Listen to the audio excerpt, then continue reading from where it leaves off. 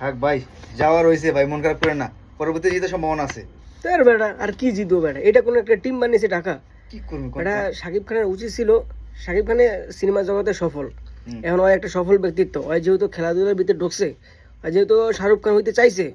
হ্যাঁ যেহেতু শাহরুখ খানেরও একটা টিম আছে কলকাতা নাইট রাইডার্স, আমরা সবাই জানি, ও যেহেতু খেলাধুলার ভিতরে ঢুকছে, তো ওর উচিত ছিল কি, ওর প্রথম অবস্থায় মানে মনে কর যে হাডিডের প্লেয়ারগুলোকে ওর মনে কর যে দলের ভিতরে ঢুকান দরকার আছে। ওই কি আর লইছে লিটন দাস, এই লিটন দাসে মনে করছে বছরের পর বছর, বছরের পর বছর, আজকে কয়েক বছর ধরে ওই মনে কর যে ডাক মারতে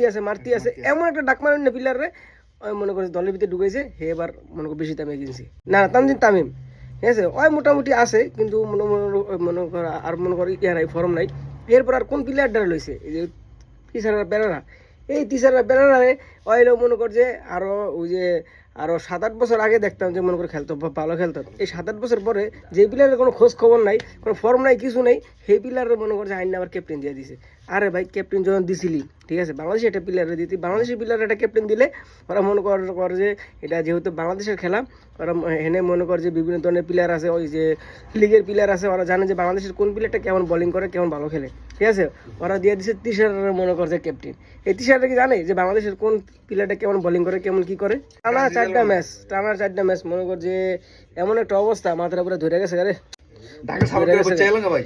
এর থেকে একমাত্র একটাই সমাধান, শাকিব খান যদি নিজে মাঠে আসে, মাঠে যদি নিজে ব্যাটিং করে, তাহলে জিতা সম্ভব, এছাড়া জিতা সম্ভব না।